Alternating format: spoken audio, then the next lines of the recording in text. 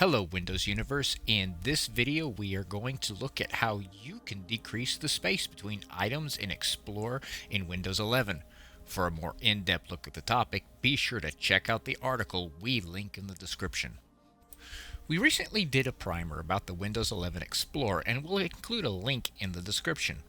If you want to do this in the File Explorer, open File Explorer, then go to View. Look for Compact View and click on it. You can also do this in File Explorer options. In the Explorer, click on the three dots, select Options, go to the View tab, check the checkbox associated with Decrease Space Between Items Compact View, and simply turn it off. Click on Apply and click on OK.